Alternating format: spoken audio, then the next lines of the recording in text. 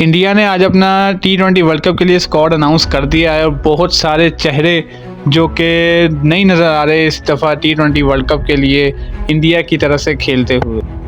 Number 1 पे रोहित शर्मा तो obviously captain है इंडियन टीम के। जायसवाल जो कि IPL में परफॉर्मेंस शुरू में नहीं दे पा रहे थे, लेकिन जैसे उन सेकंड राउंड आया तो जायसवाल की फॉर्म बहाल हुई और जिस तरह की वो बैटिंग करते रहे और एक 100 मारा उन्होंने, जिसकी वजह से उनका इम्पैक्ट BCCI के जो सेलेक्टर्स हैं उनके लिए पड़ा और T20 वर्ल्ड कप के लिए वो अपनी जगह बनाने में कामयाब हो गए और उन्होंने KL राहुल की जगह भी तकरीबन ले ली है। और शुभमन गिल और KL राहुल ये दोनों प्लेयर्स IPL में कुछ अच्छा परफॉर्म नहीं कर पाए, जिसकी वजह से कोई अच्छा इम्पैक्ट BCCI के सिलेक्टर्स के ऊपर नहीं पड़ा और उनकी जो सिलेक्शन है वो तो चली गई है, क्योंकि KL राहुल ना के रिज़र्व में सेलेक्ट हुए हैं ना ही अपनी स्क्वाड में इनको रखा गया है।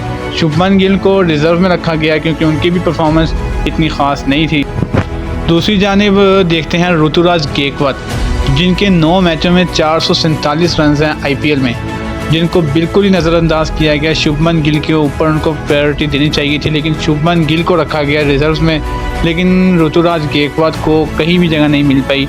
सबसे बड़ी खुशी की बात यह है कि संजू सैमसन जो कि बहुत अच्छे परफॉर्मर हैं, कब से IPL में डोमेस्टिक में परफॉर्म करते नज़र आ रहे हैं, लेकिन उनको नहीं रखा जा रहा था। लेकिन इस दफ़ा फर्स्ट प्रायोरिटी पे संजू सैमसन को टीम में रखा गया और ये बात भी जाहिर हो रही है कि first choice wicket keeper as a wicket keeper जो है वो संजू सैमसन ही होंगे इंडिया टीम के लिए। और बाकी बॉलर्स में जसप्रीत बुमराह भी रखे गए हैं। मोहम्मद सिराज क्यों रखे गए हैं नहीं समझ आती, लेकिन मोहम्मद सिराज के अलावा उनके पास ऑप्शन भी कोई नहीं है। राइट हैंड बॉलर एक होना चाहिए इंडियन टीम के पास, काफ़ी टीमों के पास मौजूद है, लेकिन इंडियन टीम के पास सिराज के अलावा कोई ऑप्शन नहीं नज़र आया, इसलिए सिराज को रखा। अर्शदीप सिंह एक दफ़ा फिर इंडियन टीम में वापसी कर रहे हैं, कभी आते हैं कभी चले जाते हैं, लेकिन परफॉर्मर हैं, बहुत अच्छे बॉलर हैं, उनको उस तरह से बाकायदा चांस नहीं दिया जाता। थोड़ी सी परफॉर्मेंस बुरी होती है तो वो अर्शदीप सिंह को बाहर निकाल देते हैं, लेकिन जिस तरह सिराज को सपोर्ट किया जा रहा है उस तरह अगर अर्शदीप सिंह को भी सपोर्ट किया जाए तो मैं कहता हूँ शाहीन अफरीदी के बराबर पे आ जाएंगे। जिस तरह की उनकी पेस है, जिस तरह की उनके पास स्विंग है, अर्शदीप सिंह बहुत ख़तरनाक हो सकते हैं इंडिया के लिए, इंडिया की टीम के लिए बहुत इम्पैक्टफुल प्लेयर हो सकते हैं। स्पिनर में युजवेंद्र चाहल को रखा गया और कुलदीप यादव को रखा गया।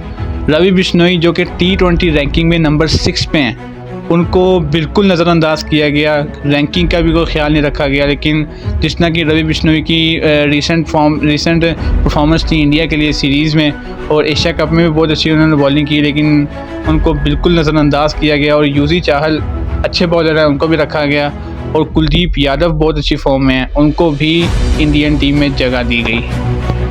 तो सबसे बड़ी ज़्यादती ऋतुराज गायकवाड़ के साथ हुई, उनको भी इंडियन टीम में रखना चाहिए था, अदरवाइज़ रिज़र्व में रखना चाहिए था, क्योंकि बैकअप के तौर पे भी ऐसा आपके पास एक प्रॉपर बैट्समैन होना चाहिए।